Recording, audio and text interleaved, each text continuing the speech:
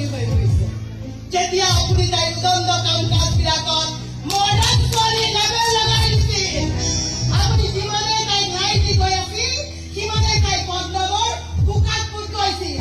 বাপে ভাইটিয়েকক কাছে গৰম দিব পৰা নাছিল তাই অনিষ্টহে কৰিছিল মই তেতিয়াই একোটাও কৰিব নোৱাৰিলে এতিয়া আকৌ বাপেকক হৈ দায়িত্ব পালন কৰিব সেই আশা নকৰাই ভাল আগু ছাৰ বহুত অলপ পিছতে বহাই চাম তুমি অসুবিধা আছে মোৰ কিন্তু শেষ হ'ল ছাৰ কেৱল কুকুৰে কাঁইট নোখোৱা গালিকেইটা দিবলৈহে বাকী আছে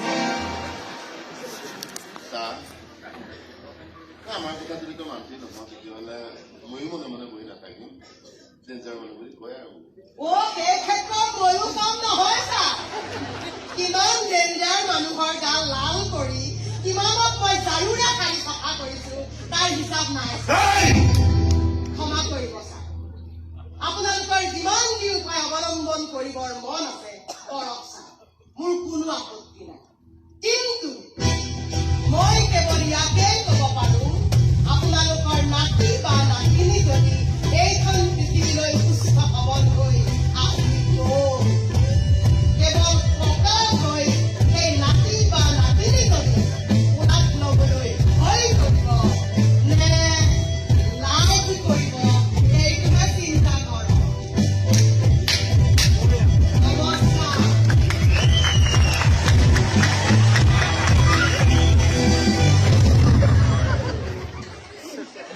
প্ৰথম লগ পাইছো আপোনাক এটা চেলফি লৈ লওঁ চেলফি চেলফি হৈছে আপোনাৰ এখন ছাগলীমুখীয়া ফটো ছাগলীৰ মুখখনৰ নিচিনাকে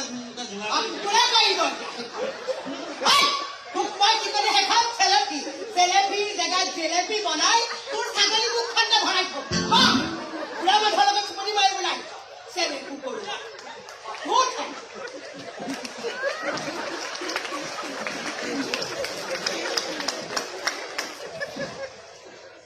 বৰ খমখমীয়া বুলি যায় তাই মূৰৰ বিকৃতি কৰিছে তাই গমেই পোৱা নাই কাৰ লগত কেফেৰি বনাইছে মাটিৰ ওচৰৰ বজাই সম্পূৰ্ণ বৰবাদ কৰি চিৰি বনাই তাই একো কৰিব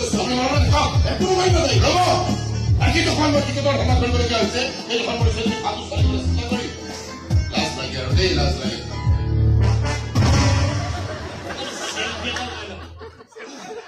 এই দাদা ভগলা ছাগলী এটা আছে তাত ভোলা ছাগলীৰ লগত চেলফি বঢ়িয়া হ'ব এই আংগুলৰ চেলফি উঠিবলৈ লাজ কিয় লাগিছে কাৰণ আছে ৰ'ব হেৰি এই আমেৰিকাৰ পৰা মানে বছে ফোন কৰিছিল তৃষ্ণা মেডামৰ বোলে ফোনটো অফ হৈ আছে তালে ফোনটো লগাই দিছোঁ কি যে কথাবিলাক কয় আমি বছৰে ফোন লগাব নোৱাৰো নহয় বছে লগালেহে লাগে আচ্ছা ৰ'ব এটা সুন্দৰ আইডিয়া আছে আপুনি এটা কাম কৰক আপুনি তৃষ্ণা মেডামক মাতি দিয়ক মেডামৰ লগত সুন্দৰকে মই এটা চেলফি লৈ লওঁ বছ আহিলে দেখুৱাই পাৰিম মই যে মেডামৰ খবৰ ৰাখিছো নাই ঘৰত নাই মেডামৰ বহুত দিন খবৰ পোৱা নাই কি হৈছে তেওঁ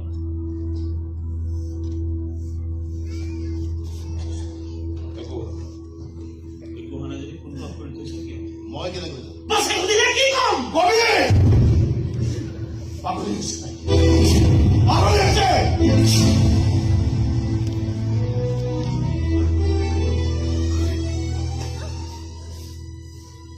দম দিছে নেকি মোক